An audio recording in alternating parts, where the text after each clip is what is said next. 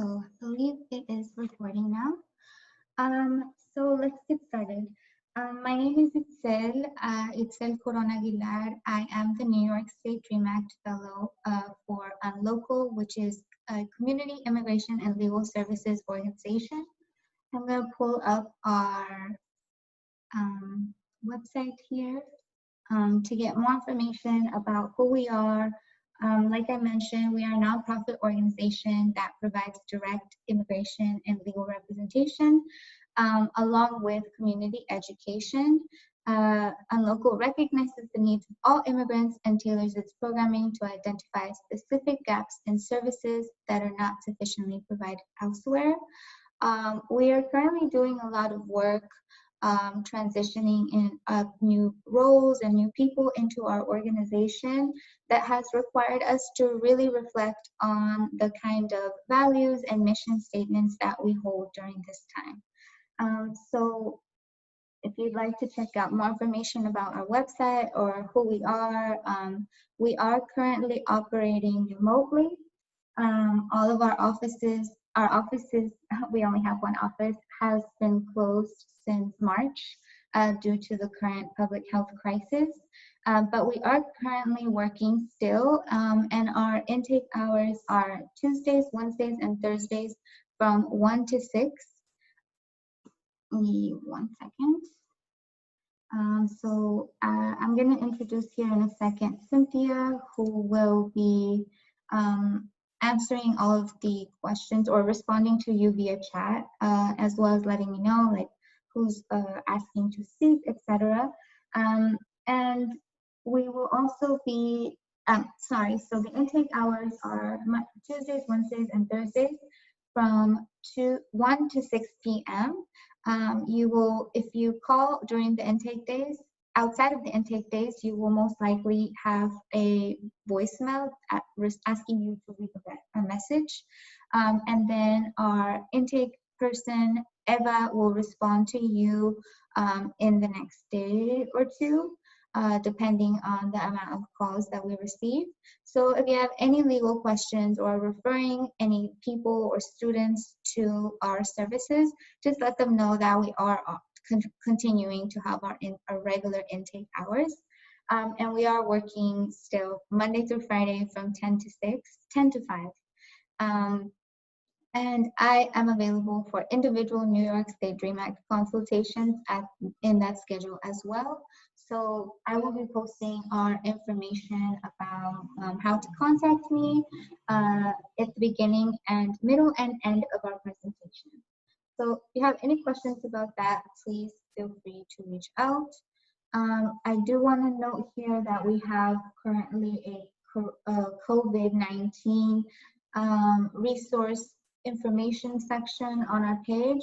And before we get into the presentation, I'm quickly going to be doing a huge acknowledgement of a lot of different resources that might be beneficial, whether you are a student or a counselor looking to provide information for anybody or yourself. So here we have a few resources for COVID-19.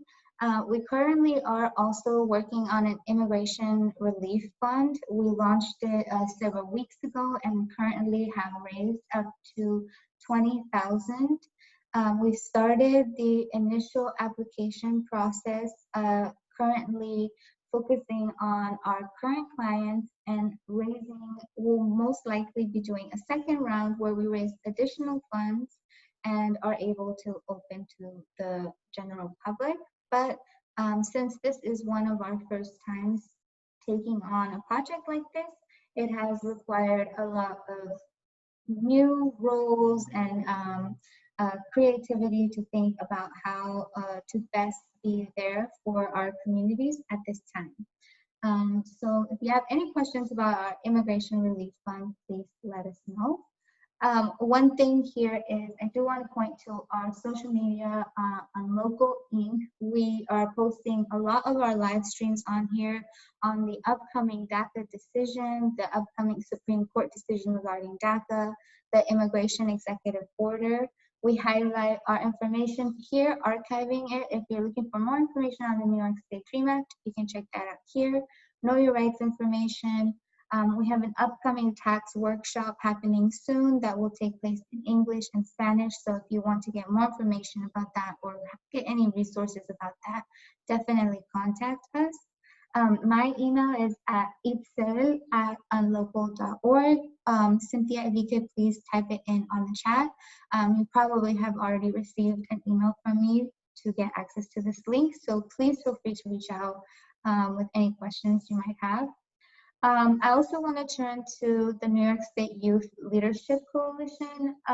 They are one of the guiding organizations that I look to for these presentations and information sessions that I host. They actually did their own version of the New York State DREAM Act presentation last week, where they really focused on the history and the trajectory that leading up to the New York State DREAM Act, which they were the organization that passed that act.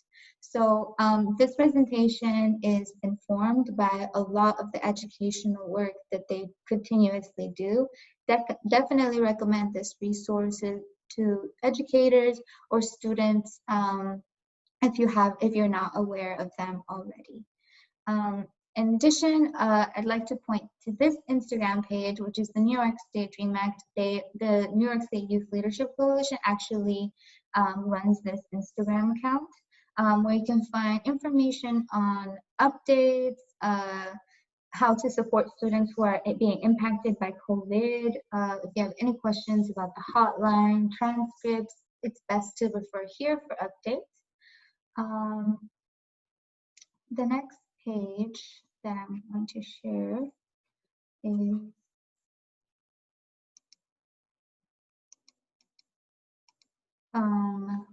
TPS Youth, which is a community organization of young youth TPS holders and family members who have TPS that stand in solidarity with TPS recipients.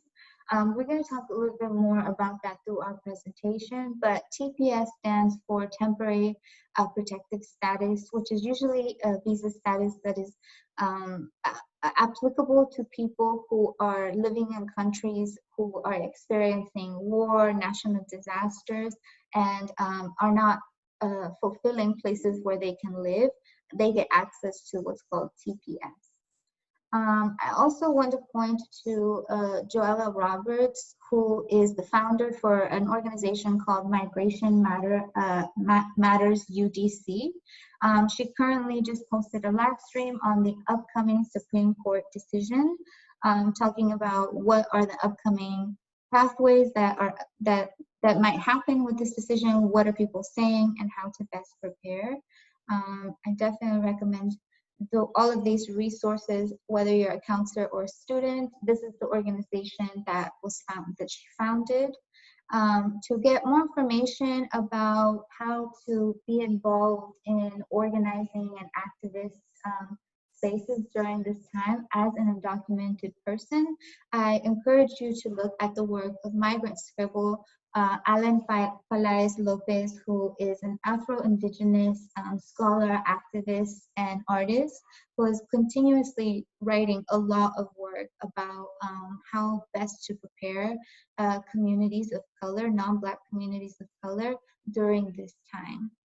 Of course, if you're not familiar with this organization, please get familiar with them and share this resource to any of your students who you think might benefit. The Undocu Black Network is an organization that is continuously producing information about how Black communities face undocumentedness specifically. This is a very important resource given that a lot of migration discourse and resources primarily focused on non-Black communities of color.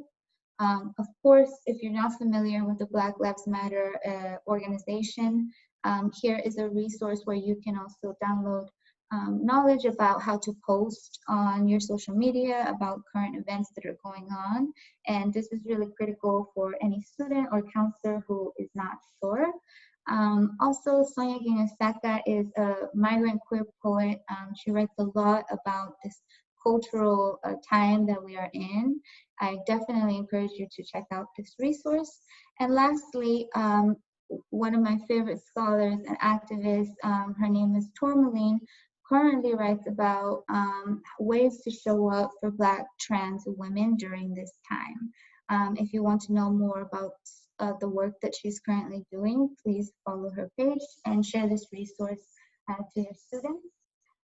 Now, as we continue on to the New York State DREAM Act presentation, I want to emphasize that you can submit your questions on the comment box, and then we're going to do a little bit of interjections, answering some questions, and then mostly at the end taking all the questions. Currently, the New York State DREAM Act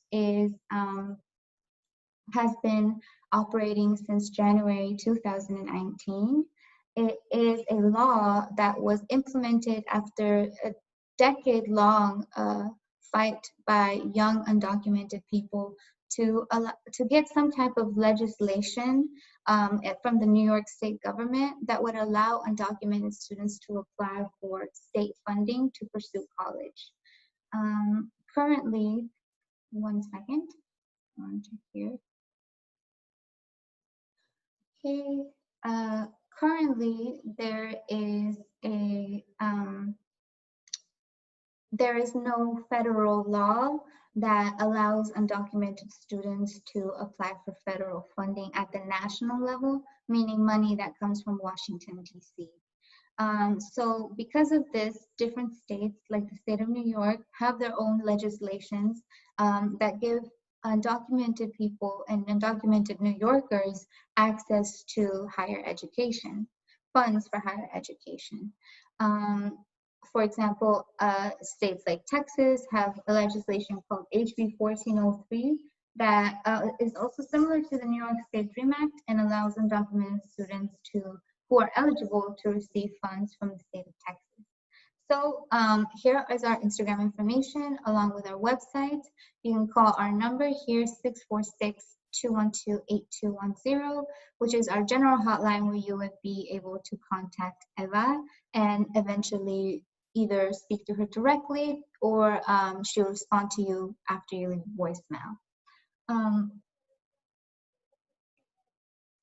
So the first thing about the New York State DREAM Act is that it is open for, currently in the state of New York, it's important to know the context of the state of New York.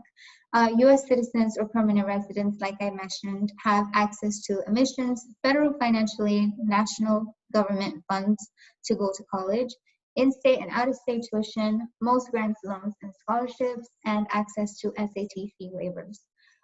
If you're a recipient of DACA, which is a status called Deferred Action for Childhood Arrivals, currently there is no, it is a program that was implemented by the Obama administration that allows certain young people to be able to apply for an EAD work authorization that is temporarily renewed every 2 years for a costly price. Currently, the DACA program is the futurity or the future of the program is pending on the Supreme Court decision that can happen in the next few weeks up until June 30th. To get more information about that, please visit our Instagram as well as all of the other organizations that have reached out, shared about here, or individuals who are also talking about this.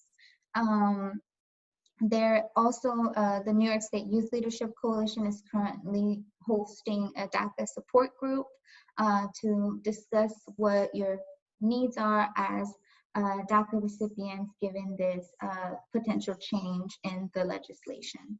But if you have DACA, you have access to admissions in some states. We'll talk more about that briefly. But you do not have access to federal financial aid, which is the national funds. Some in-state tuition, grants, loans, and scholarships are depends on which kind. Some of them are open, while others are specific to undocumented students, and some are just open to DACA recipients and not undocumented students. So just keep those two things in mind. And note that not all immigration statuses are being represented here. So just note that. But like I said, it was passed in January 2019, It is a law that allows undocumented students attending college in New York State to apply for state-funded aid. One of the things I want to emphasize is that the New York State DREAM Act is not a scholarship per se. It is a law that allows you to apply for individual scholarship applications like TAP and Excelsior, which I'll talk more about. So it's a law that allows people to apply for New York undocumented people to apply for TAP or Excelsior. And the application is available through the HESC website, and one application is used for all the scholarships. If you'd like to know what the portal looks like, I would actually planning on showing a demonstration. Here is just basically a sample of what the actual portal looks like. I've created this fake account to sort of demonstrate the New York State DREAM Act eligibility section and the TAP section, along with the other individual scholarship applications that I'll be showing here momentarily. So there are essentially two main parts. But before we get into the parts, the eligibility requirements for the New York State DREAM Act is if you live in the state of New York, you must have one of the following statuses. A U visa, which is a visa that is granted to people who are experiencing intimate partner violence or some type of abuse. A T visa is a trafficking visa, people who are survivors of trafficking.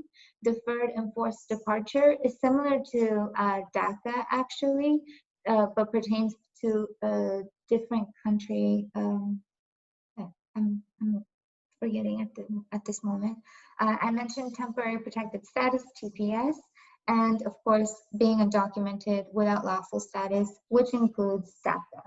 A lot of students reach out to me who are in the process of applying for asylum or refugee status, and they are also eligible to apply for the New York State DREAM Act until they receive their official approval notice, where then they would transition into using the regular FAFSA form, which I'll talk more about as well. The other requirements is that you must either be an undergraduate program planning to attend an undergraduate program within 5 years of receiving your New York State high school diploma or a high school equivalency diploma, often referred to as TASC or GED. The other option is that you have to have attended a graduate program within 10 years of receiving your New York State high school diploma. And you must be a student that is charged resident in-state tuition rate at SUNY or CUNY College. So keep in mind that you must meet one of the three requirements here. So the New York State DREAM Act application process is takes approximately, if you're starting it on your own from beginning to end, which I guess here I'm talking about the New York State DREAM Act eligibility section and the TAP application, takes about 45 minutes to an hour if you have all of the materials ready on hand. We'll talk about that. The first step is really gathering all of your documents. This includes your New York State high school transcript, which preferably should include your high school graduation date. Currently, you can submit your unofficial transcript without the graduation date and then submit an updated one once you have received that update. And then you can also include your high school diploma. The other option that I've seen is also including that information already. You can include an expected graduation date on the transcript itself. You should also have your high school diploma, like I mentioned, or if you are graduating from a high school equivalency program, you should have that. And keep in mind that that diploma for the high school equivalency has a specific number that will be requested in the application portal when you complete that. You should also include your proof of status if you're a DACA recipient or if you are a U visa holder, T visa. Make sure to have some kind of document on hand.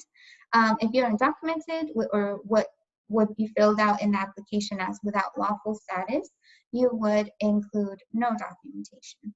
And then you also want to include or have access to or reference your 2018 or 2019 tax return, whether you are an independent student filing individually or a dependent student under your parent or legal guardian. The second step is really just completing the New York State HES program eligibility section, which is this one here that I've outlined here.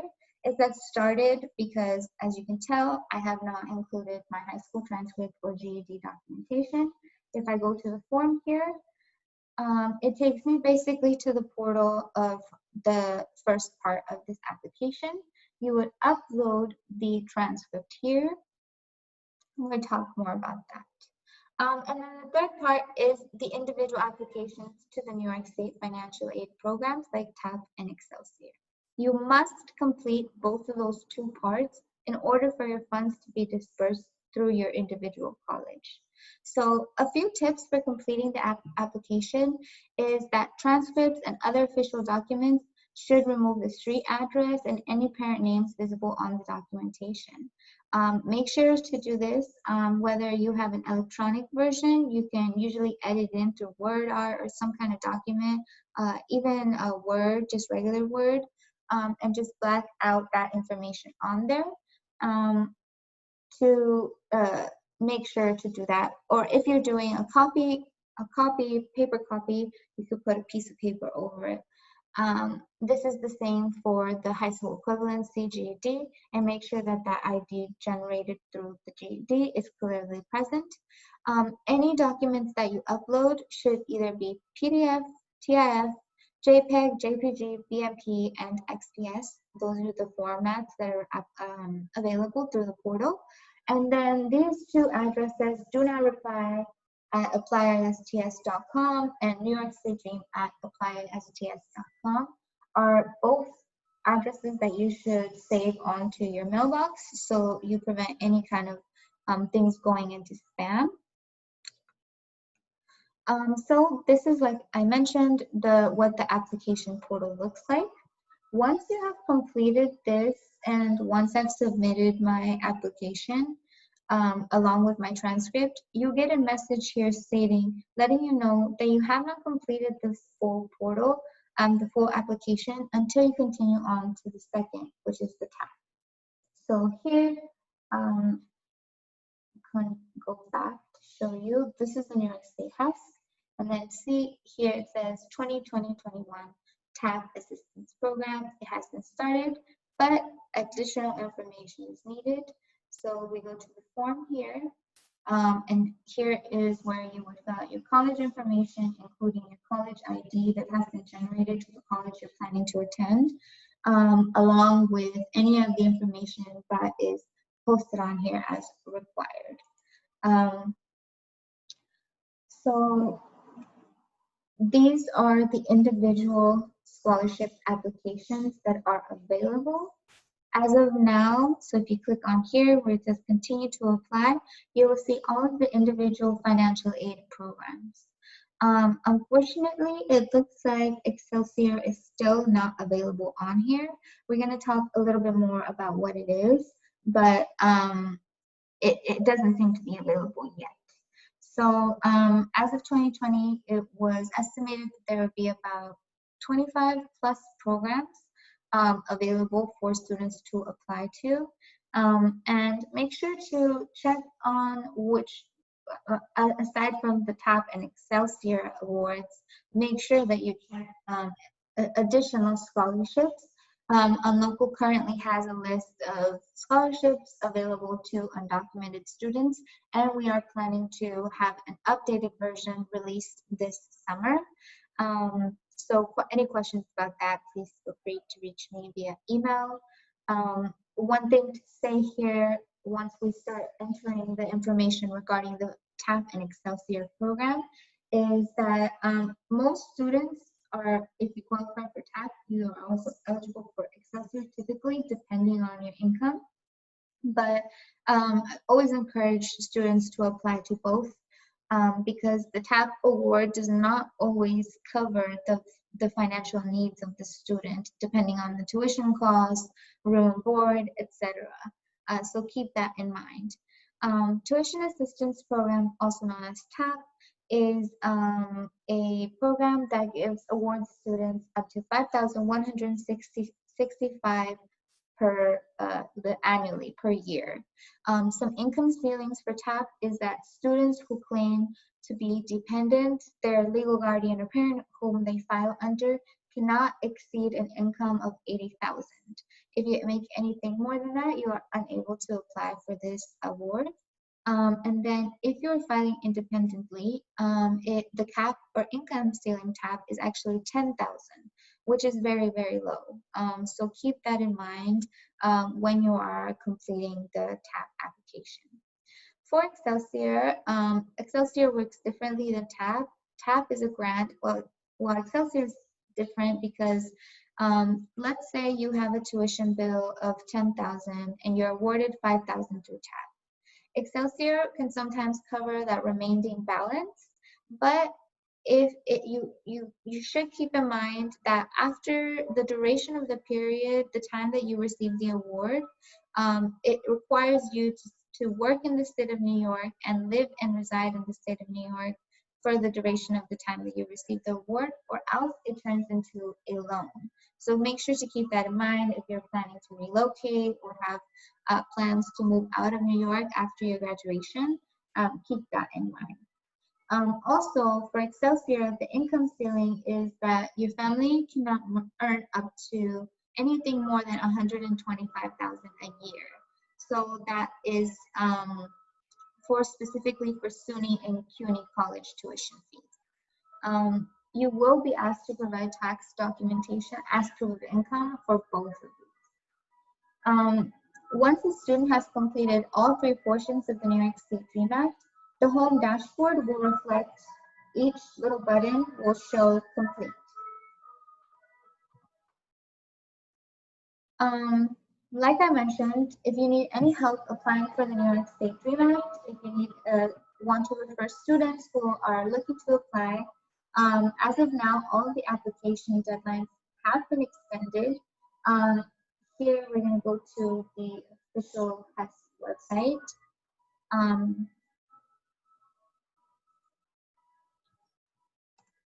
Where we can see they have been posting some updates about COVID-19, questions if you're a student who is concerned about whether you're going to meet the credit hours or have had to drop a class due to COVID.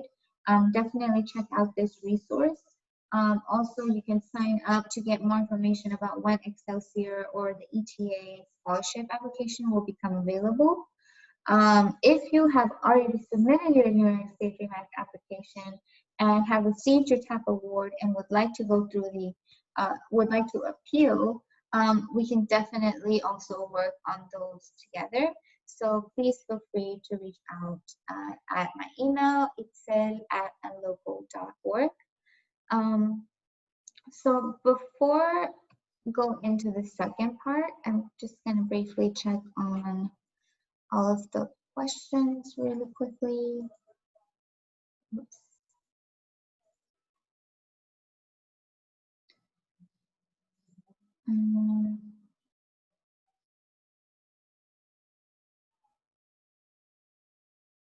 Okay.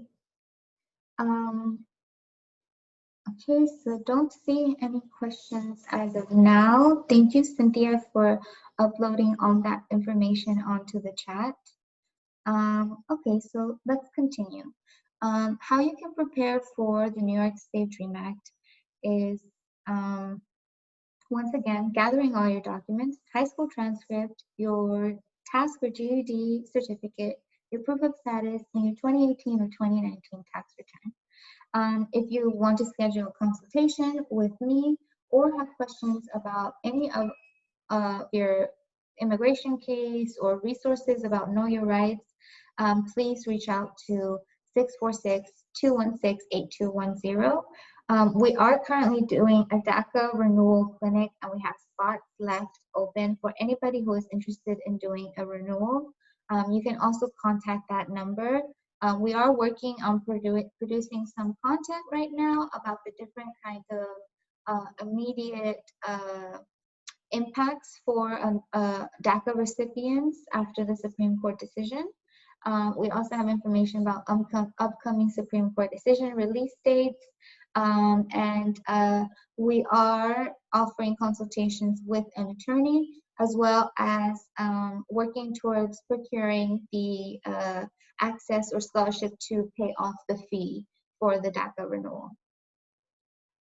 And then the third step is really just completing your New York State DREAM Act application.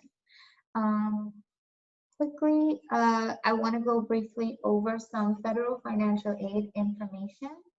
A lot of students reach out to me asking, I submitted my FAFSA, but, oh, 1 second, let's see here.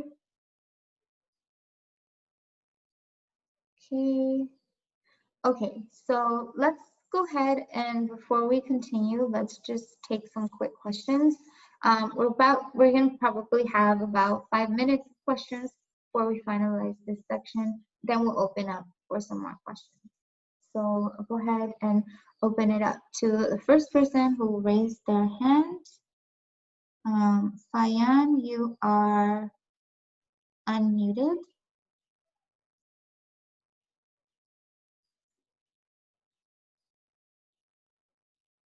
Do you want to? Hello? Okay, so if you want to follow up in the chat, we'll go ahead and move on to the second person, Chris.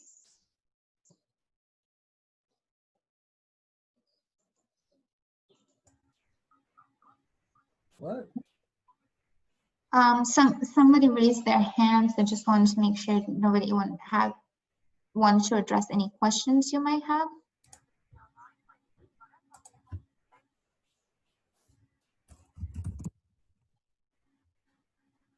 Okay, so move forward. Oh, I'm so sorry. Okay, so one of the questions that was submitted was, is it required to put down tax incomes from the parents? So it is a requirement for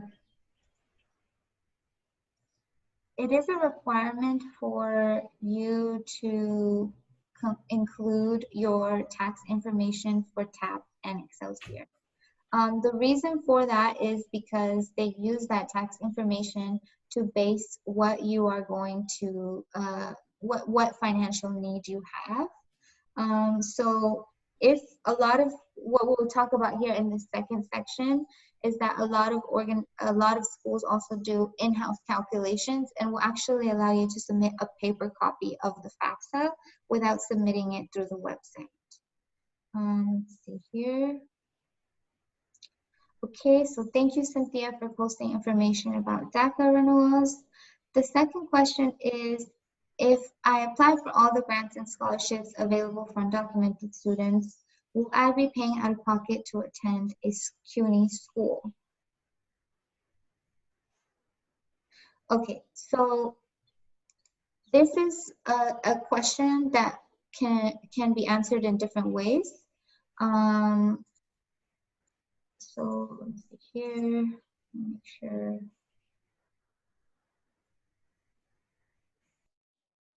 Okay.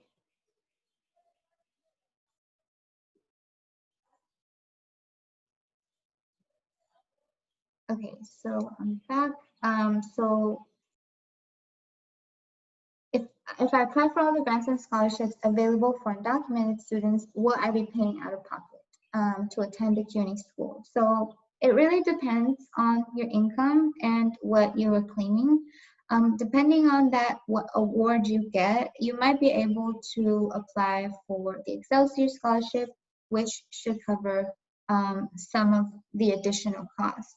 I do want to emphasize here that a lot of times it's very probable, it's very likely that you might pay out of pocket a certain amount, whether it's 200 per term, or additional. This is why I always encourage students to apply to as many scholarships as possible, really to the point where you know, you're not really expecting to hear back. If you hear back, great, but so that way you can really have access to all the things that you will take on. A lot of times the TAP award specifically does not cover, the awards don't nearly cover the tuition costs and expenses. So it's really important to think, discuss this with your family or anybody who's supporting you through this process about what really you realistically can take on financially. Whether that means rethinking about room and board cost, moving out of state. These are all different factors that go into the process. So definitely encourage you to have either conversations with your high school counselor, advisor, family members about this. And please let me know if you have any follow-up questions or if that answers your question. Let's see. What if a student has been working and has filed for him herself? Would that child need to file for him or herself?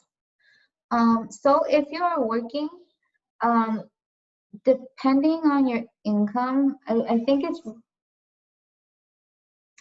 if you're working and your income exceeds 10,000 a year, which is very low, you would not be eligible to apply for the TAP award. So that's one thing to consider. If you are working and you currently are filing as a dependent in your taxes, as a dependent in your parent or legal guardian's taxes, that's definitely a question you should consider with either a free tax service provider or an accountant. I do want to note one more time that we are currently hosting a tax workshop where individuals can sign up to get more information from tax experts about your individual filing process, questions about all of that. And if you'd like to get access to this presentation, you definitely can access that by reaching out to my email so I can send you the PDF copy, as well as we also have it available in Spanish. And we have an online tutorial where I explain this posted on YouTube as well. So there's 3 different resources along with an upcoming tutorial that will also be pre-recorded with some updates and an updated presentation as well. So I'm gonna go ahead and stop with the questions for now. Finish off this last part of the presentation and then open it up to the last series of questions. So like I said, a lot of students reach out to me asking, I filled up my FAFSA, but it wasn't working, and the counselor just told me it was due to my immigration status. Students who are not eligible for federal financial aid should still fill out a FAFSA form through copy or paper, through a copy paper version. Because this gets you a student aid report, also known as an SAR, which can be used to apply for scholarships or institutional aid. Some private universities also ask this for individual in-house calculations, and we're going to talk a little bit more about that. One thing that I do want to emphasize here is that if you are a non-eligible student, meaning if you're undocumented or have any of the visas I outlined above and are not able to receive federal aid, you should return them immediately if you are awarded them. Because this can have implications in the future with the application process for different programs like TAP, etc. Okay, here, let's see. So undocumented students and their families may not always have a social security number to file a FAFSA form. So they also might have some sentiments or feelings about fear of reporting their tax information or financial information due to their immigration status. So those are 2 things to keep in mind if you are educator or counselor guiding people through this process. Many families do have to pay taxes through what's called an itze number, and this number can also be assigned by the IRS. In the next slide, I'll be providing more information about how you can apply through that. And it is always recommended that if you do fill out a FAFSA, it is the printed copy. So I did mention that already. If you are a DACA student and you have a social security number, you should include that in the application. And you should fill out a FAFSA form as early as possible.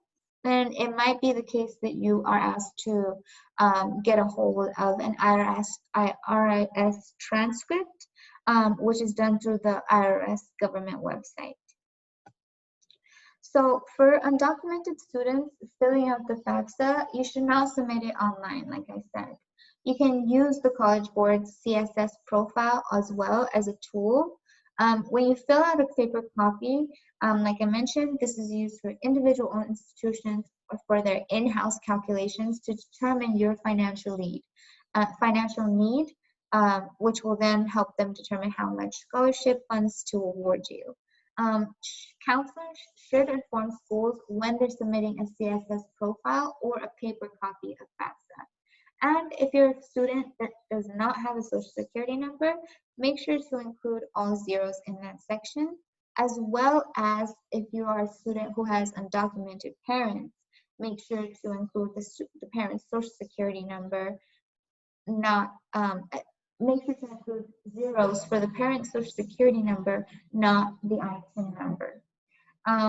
They should also sign a printed form rather than use a 4-digit PIN electronic signature. They should request an IRS transcript before completing the printed copy of the FAFSA. And if they do not have an ITIN number, you can apply one through the W-7 form on the irs.gov website. You can call us about more information regarding this, or you can also call 311, the city's number.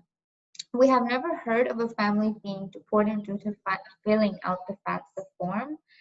So I do want to emphasize that, given that there are anxieties and concerns about presenting that information in these kinds of government forms. So alternatives to federal financial aid are exactly what the New York State DREAM Act provides. It is a portal that includes different scholarships that are open to students regardless of immigration status, and some are specifically for undocumented students. If you visit this link here, tinyurl.com/unlocal scholarships, you can get more information about scholarships for undocumented students. And we're going to be updating that list this summer, releasing a new list. One thing that's very important to note is that it is crucial to plan ahead financially, starting as early as 9th grade. So if you have any questions, always reach out to your counselors or advisors, have someone to talk to about this, because it is a long process that is best done with support and guidance from several people. Now, this last part here is to really just briefly discuss the realities of undocumented students and the realities that they face.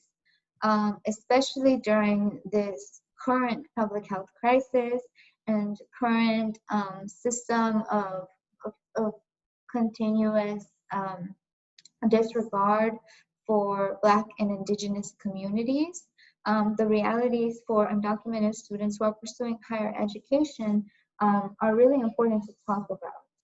So current state laws and policies that exist are, like I mentioned earlier, states like New York and Texas are states that have tuition equity laws like New York State DREAM Act or HB 1403 that help students get access to state financial aid. Other states are Washington, Oregon, California. So if you have high school seniors who are looking to move and relocate, that is a different process because a lot of these programs have residency and eligibility requirements that might not be awarded as soon as you move. I do have students that have moved to New York and didn't graduate from a New York State high school, so the process can be a little bit different. So make sure to keep that in mind. States like Alabama and South Carolina are states that actually ban enrollment to undocumented students, meaning that you cannot apply. The state of Georgia actually has banned undocumented students from applying to the main public college system there. So a lot of students have had to relocate to states like New York, Texas, so that they can pursue higher education.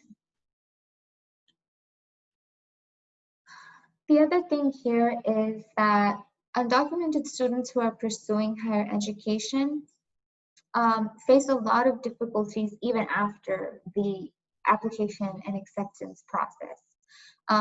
About 98,000 undocumented students graduate high school every year, and about 7.5% of them actually enroll into college, and even less graduate successfully. So this shows that there's a huge responsibility on educators and counselors to really show up for undocumented students continuously, not just giving them access to information about their rights and legal representation, but also encouraging them to think about their futures and how there are current state resources that can facilitate that process. So we're done with the presentation here. We've included a lot of information. Like I said, this is going to be recorded and hopefully uploaded onto our YouTube by today. I'm going to go ahead and open it here to the next few questions. Let's see here. So the last one was about the presentation slides. If you'd like to access them both in English and Spanish, along with other resources, flyers about the New York State DREAM Act, application checklist, tips for completion, documents that you can prepare, information about the documents you can prepare, all of those resources, please feel free to reach out to me via email and I will send all of that your way. If you have any specific needs that you see in your community regarding any of this information that you would like to be translated to different languages, etc., please reach out to us. Let's see, the second question is, what to do if you are receiving your diploma this year and won't be receiving it until later due to COVID? That's a great question. So if you're submitting your high school transcript, an unofficial transcript, it should be fine to include that as the proof for the eligibility section. And then once you have received your high school diploma or you've graduated, although you might not have had a physical graduation or have received a diploma yet, your high school transcript will reflect the graduation date. So you can upload that there. Hopefully that answers your question. If you have any more follow-up questions, please just type it in the chat. The second question is, what should a student do if he or she does not have immediate access to his or her official transcript? My first answer to that is definitely reach out to your high school counselor. Usually they have a transcript ready on hand. It does not have to be an official transcript, so just make sure to let them know, and they should be able to send that your way, because that is going to be a requirement for the application. Okay, so I will make a note of that information. If you want to actually send me an email so I can follow up with you, please make sure to make note of that information. I was just asking if this was being recorded because I won't be able to stay the entire time, but I believe she said it was being recorded. Can you confirm? Yes, it is being recorded, and if you need access to a pre-recorded presentation now, please visit our Unlocal Instagram page, click on our link in the bio, and you should see a pre-recorded tutorial on exactly this information that I posted here with a little bit more thorough process. So definitely please refer to that. That was from Jessica. The second question is, So instead of the tax records, can you put the ITIN number? And if you don't have neither, what should you do to apply for TAP? Okay, so this is something that definitely comes up a lot.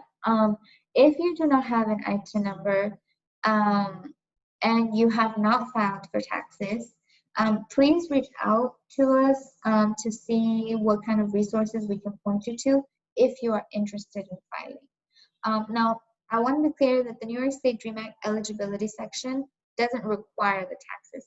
The part that asks you to reference your income is the TAP and the Excelsior applications. So those will eventually be necessary for you when you are completing the application. So please feel free to reach out to me if you would like more information on tax services. One of our staff members here, our education coordinator named Denise, is currently doing amazing work around all of this. So please feel free to reach out about that. If so, where do you access one? Okay, I think Cynthia answered that question. Can you tell us a little bit about the college application roadmap for someone who's never attended schools here in the States? Take me, for example, I'm going to receive high school diploma equivalency this summer. What do I do next? Okay, that's a great question. Thank you for that.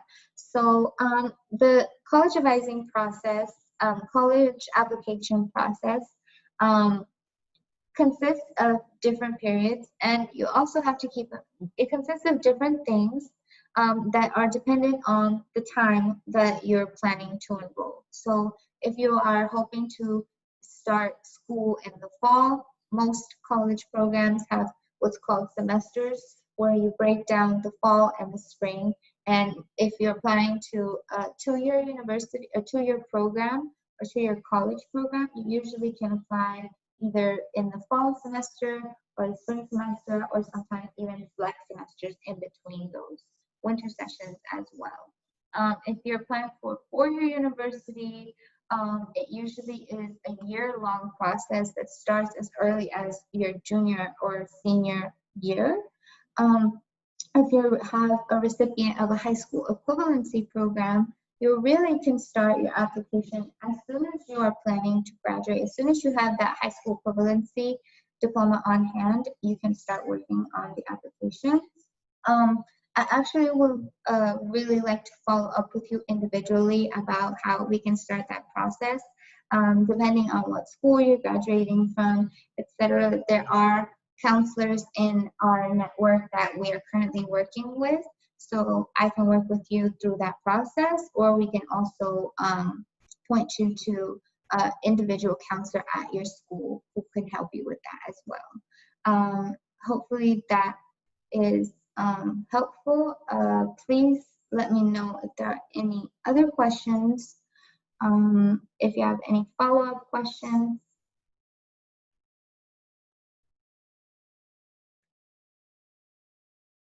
I do have a presentation on the college application process from beginning to end that I can share if you are interested in that, especially coming in from outside of New York or a different country. I have that resource available that I can send to you. It is created by one of our partner counselors named Erika Castañeda, who has shared this resource with me. So please feel free to reach out to me on that. See, any other questions? Okay, great. So students that are undocumented can fill out paper FAFSA and include zeros for social security number, correct? So check in with your school about if this is necessary. For certain students, it's not. For certain college programs, it's not necessary. For others, it is. So check in with the college admissions financial aid to see if this is something that they're going to need from you. But if you do complete the FAFSA form, make sure that you include all zeros. Unless you're a DACA recipient and have received a social security number, then you would include the social security number that you have instead of zeros.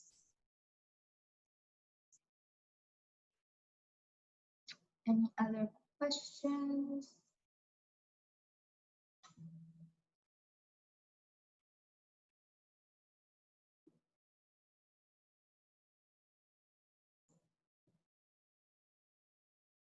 Okay, so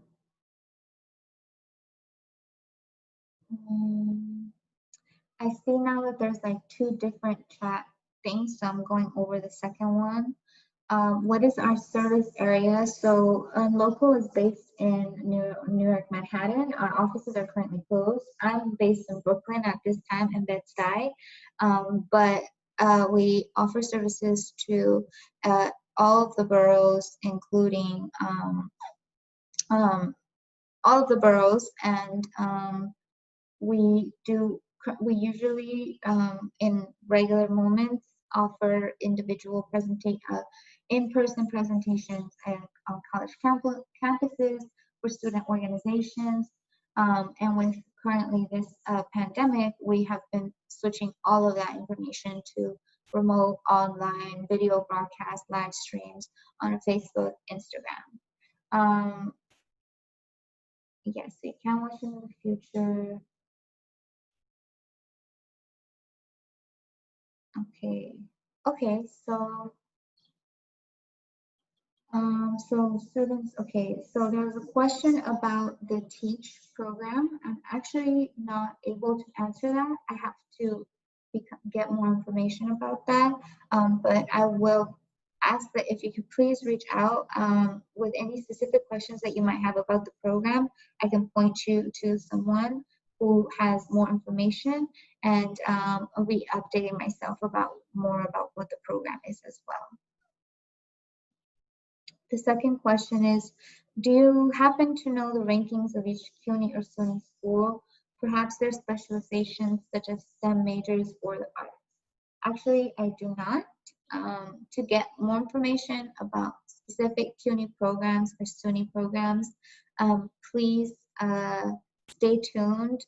We are working on creating official section on our website that will include various resources for undocumented students, specifically what programs are available throughout the CUNY and SUNY systems. At this moment, I don't have answers to that question either, but I will be responding in the next few weeks with an archive of various resources. So please stay tuned for that.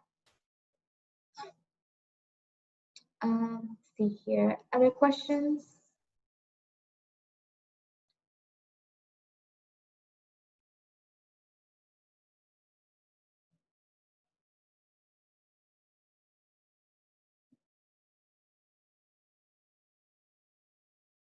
Okay, well, there are no more questions. Please feel free to reach out to me if you were not sure about submitting a question onto our chat, or you're not feel comfortable submitting a question to our chat. Please feel free to reach out to me via email. If you don't have access to email, you can also give us a call at 646-216-8210 with any questions that you might have. Let's see, does your task force help with scholarship applications? So I'm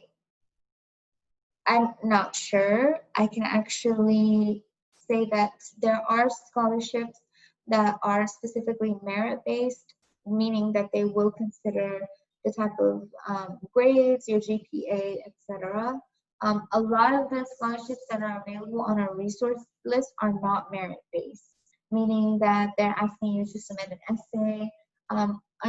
Additionally, the New York State Youth Leadership YLC Coalition, the organization I've been speaking about frequently here, has a scholarship program available to students at this time. So if you'd like to know more about that, please do so. Their application process is really cool, really gives you an opportunity to share about your experiences and why you're reaching out to this organization. I can say from personal experience, even that sometimes submitting these scholarships can be really exhausting, having to to say and express like the reason you are experiencing hardship and need these funds. So it's always good to look for scholarships that are having ethical approaches to providing funds to undocumented students. Okay, so task see. Thank you, Cynthia, for posting my information one last time. If you have any other questions, please feel free to reach out via email.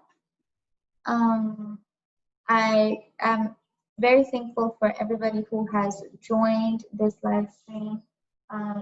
Please feel free to reach out to check out any of our other resources. We provide Know Your Rights presentations, tax workshops, information about our legal work that we're currently doing, hosting a DACA renewal clinic. So definitely reach out, and thank you for joining us today.